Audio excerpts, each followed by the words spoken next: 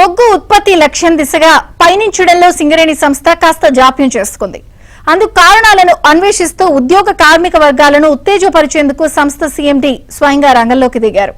కష్టపడి పనిచేస్తే కలిగే ప్రయోజనాలను ప్రతి ఒక్కరికి వివరిస్తున్నారు.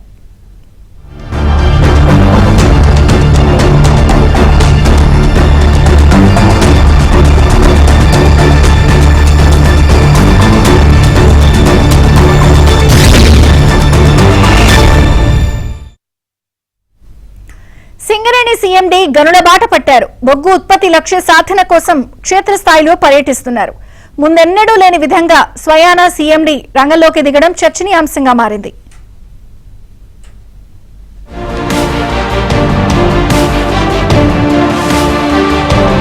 సింగరేణి సంస్థల్లో బొగ్గు ఉత్పత్తి లక్ష్యానికి కౌంట్ డౌన్ మొదలైంది. వార్షిక బొగ్గు ఉత్పత్తి లక్ష్యానికి రోజులు దగ్గర పడుతున్న కొద్దీ సింగరేణి అధికారుల్లో టెన్షన్ పెరుగుతోంది. 2024-25 ఆర్థిక సంవత్సరంలో సింగరేణి 72 మిలియన్ టన్నుల బొగ్గు ఉత్పత్తిని లక్ష్యంగా పెట్టుకుంది.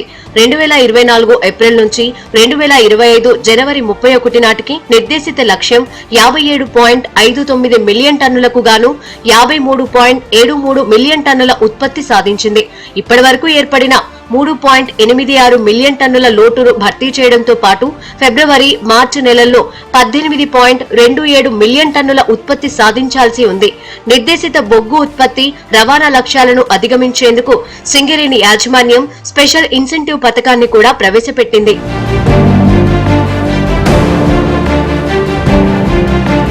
ఈ నేపథ్యంలో సీఎండీ బలరాం సహా డైరెక్టర్లు రంగంలోకి దిగారు. ఏరియాల వారీగా బొగ్గు ఉత్పత్తిని ప్రతిరోజు పర్యవేక్షిస్తున్నారు. క్షేత్రస్థాయిలో అధికారులు, కార్మికులను కార్యోన్ముఖులను చేసేందుకు సీఎండీ బలరాం గనుల బాట పట్టారు. చరిత్రలో ఎప్పుడూ లేని విధంగా సీఎండీ గ్రౌండ్ లెవెల్లో పర్యటిస్తున్నారు.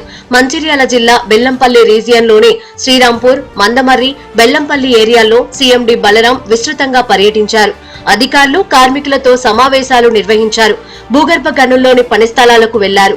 కార్మికుల సమస్యలను అడిగి తెలుసుకున్నారు. ఓపెన్ కాస్ట్ గనులను పరిశీలించారు. బొగ్గు ఉత్పత్తి వ్యయం తగ్గించడంతో పాటు రక్షణతో కూడిన ఉత్పత్తి జరపాలని, లక్ష్యాన్ని అధిగమించాలని పిలుపునిచ్చారు. ఉత్పత్తి రక్షణ అనేది రెండు కళ్ళు లాంటిది. కంపెనీకి మనకు రక్షణ ఉండాలి, దాంతో పాటు ఉత్పత్తి ఉండాలి.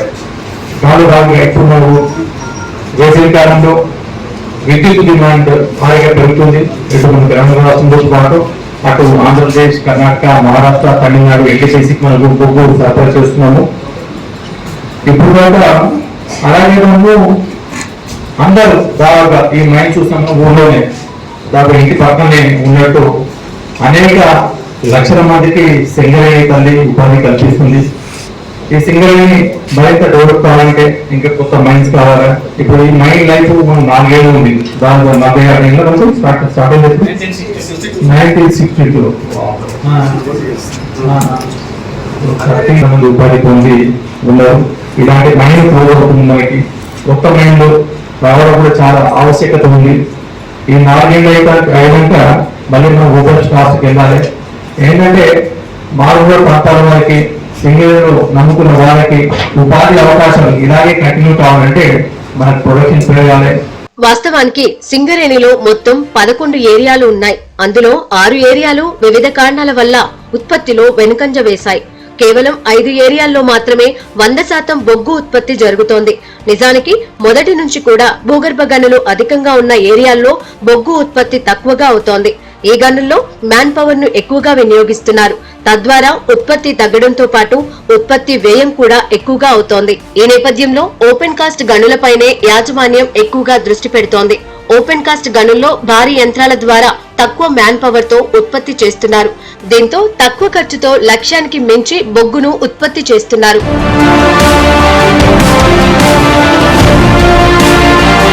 నిజానికి సంస్థ ఈసారి కొత్త గనుల్లో కూడా బొగ్గు ఉత్పత్తి చేస్తామని అంచనా వేసింది. ఒడిశాలోని నైని బ్లాక్ తో పాటు రామగుండం మెగా ఓసీపీ, కొత్తగూడెం వీకే ఓసీపీ, ఇల్లందు ఏరియాలోని రోంపేడు గనులు అందుబాటులోకి వస్తాయని భావించింది. అయితే వివిధ కారణాల వల్ల ఇంకా ఉత్పత్తి చేయడం లేదు. దీంతో ఇప్పుడున్న 17 ఓపెన్ కాస్ట్, 22 భూగర్భ గనుల్లోనే టార్గెట్ గా బొగ్గును ఉత్పత్తి చేయాల్సిన పరిస్థితి ఏర్పడింది. ఈ క్రమంలో ఈ నెల నుంచి మార్చి వరకు ప్రతి నెల 9 మిలియన్ టన్నుల బొగ్గు ఉత్పత్తి చేయాలని లక్ష్యంగా నిర్దేశించింది.